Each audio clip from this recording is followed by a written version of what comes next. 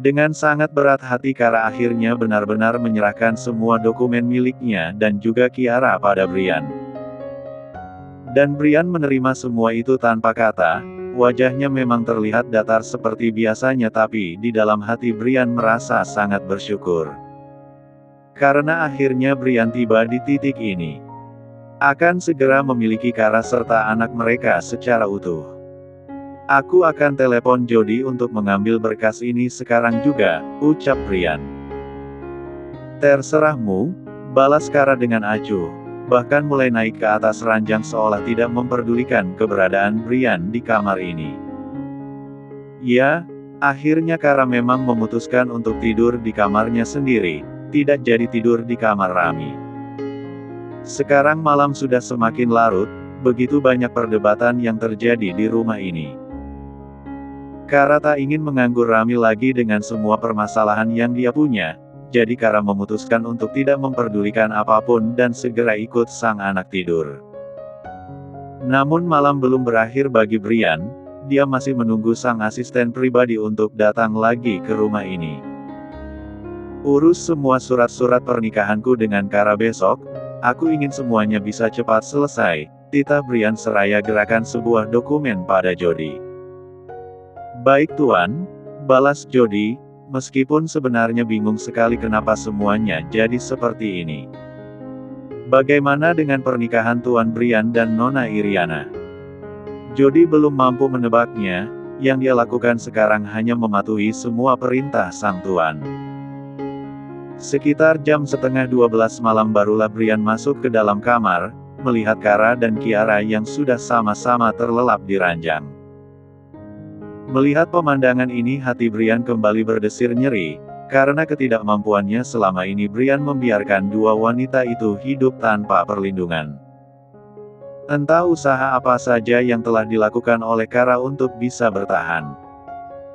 Maafkan aku, batin Brian, dia duduk di tepi ranjang dan menatap lurus ke arah Kara. Ingin sekali memeluk wanita itu, membenamkannya dalam pelukan yang hangat. Namun saat ini Brian belum mampu melakukannya.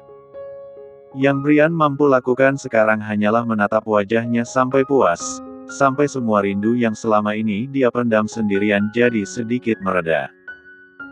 Saat pagi datang Kara adalah yang pertama kali bangun, terkejut sekali ketika melihat Brian tidur di sebelah sang anak. Padahal semalam sebelum tidur, Kara sangat berharap bahwa semua yang terjadi hanyalah mimpi tapi ketika melihat Brian di sini ternyata semuanya adalah nyata. Kara turun secara perlahan agar tidak membangunkan semua orang, langsung berkutat di tapor untuk memulai hari. Kara tidak tahu bahwa saat dia mulai turun dari ranjang, gerakan kecilnya pun mampu membangunkan Brian juga. Sayang, panggil Brian pada Kiara. Kiki Kiara, panggil Brian lagi dan akhirnya anak menggemaskan itu menggeliat.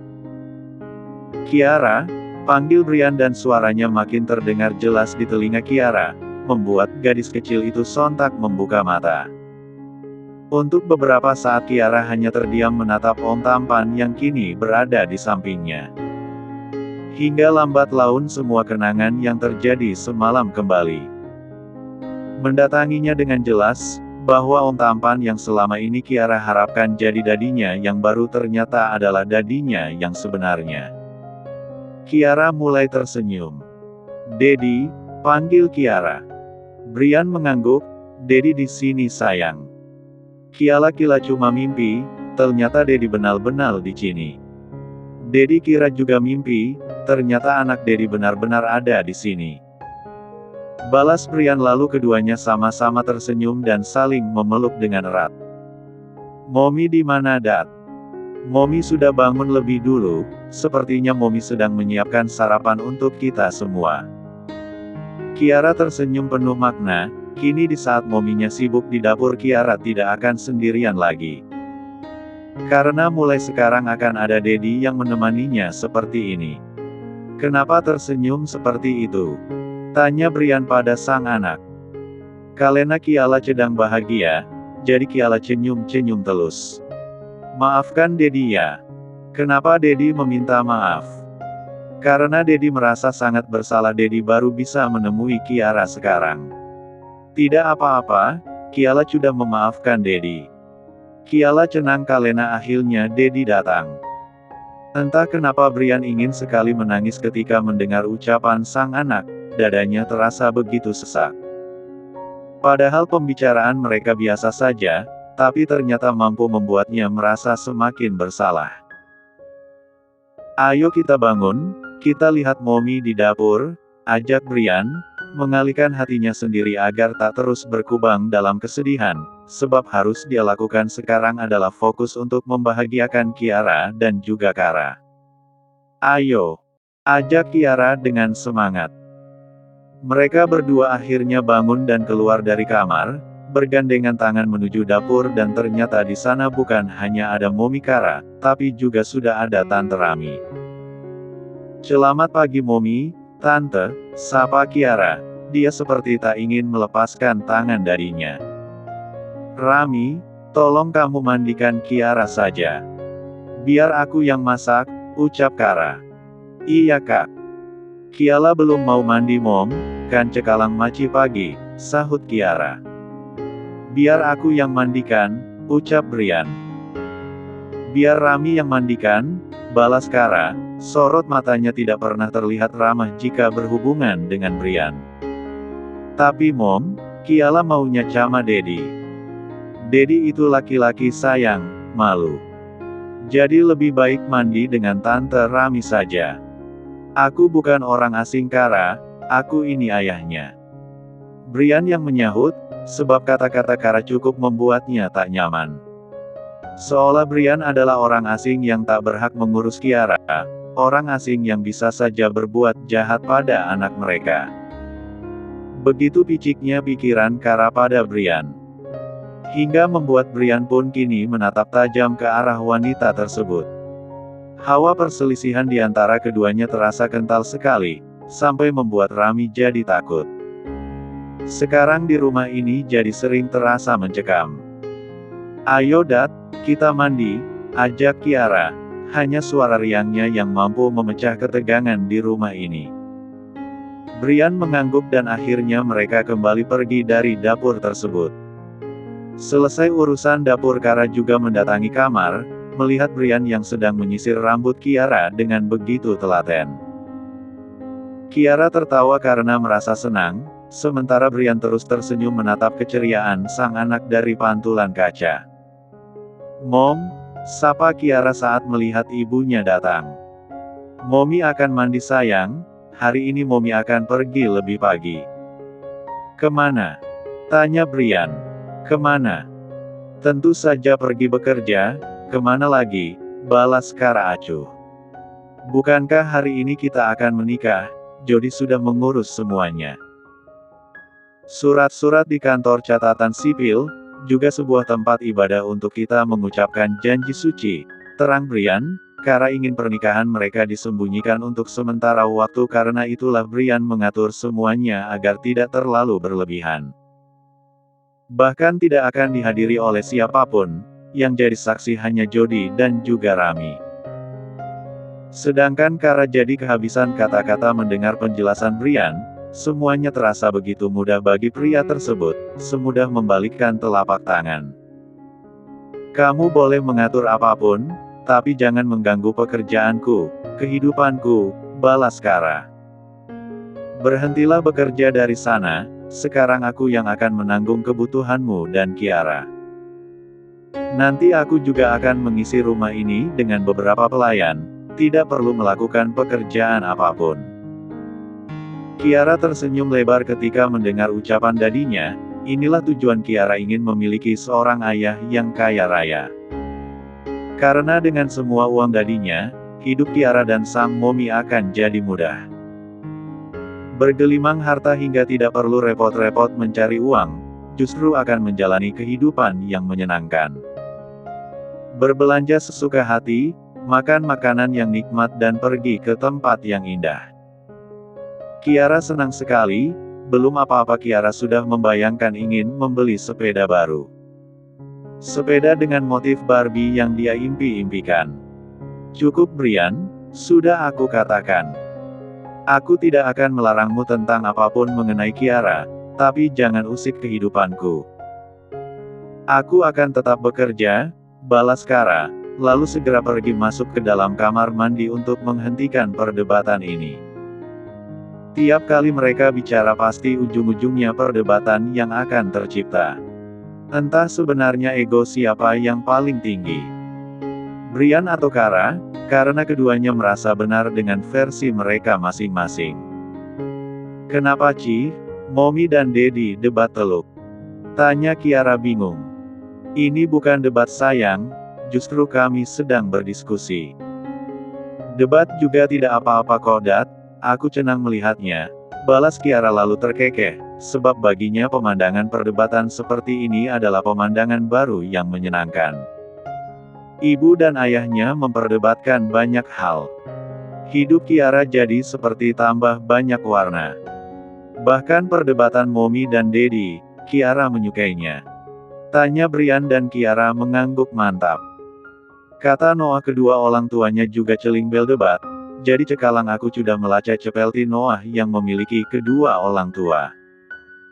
Brian terdiam, tak bisa menjawab lagi. Dia elus puncak kepala Kiara dengan penuh kasih sayang, lalu mencium keningnya pula.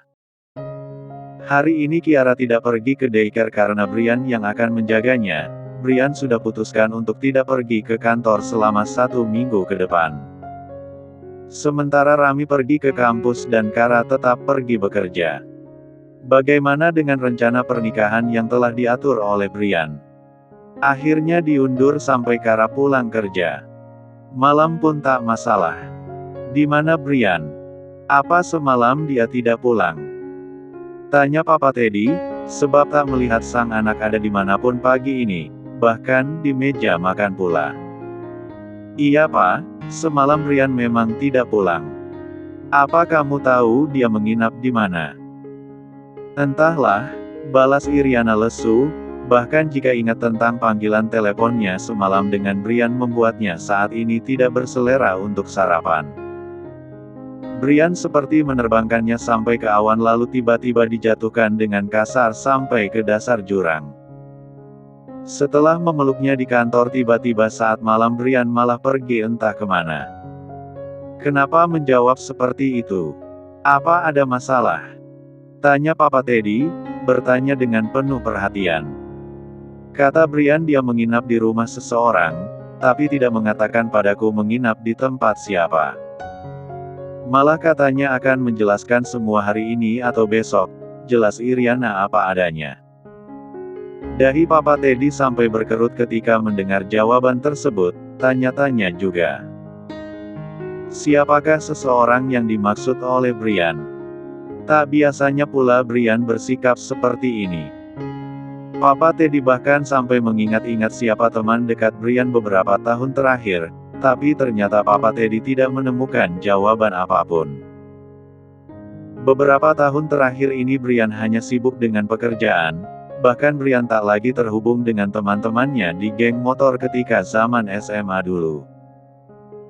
Tidak perlu berpikir macam-macam Iriana, tunggu saja semua penjelasan Brian, ucap Papa Teddy dan Iriana hanya menjawabnya dengan sebuah anggukan kepala.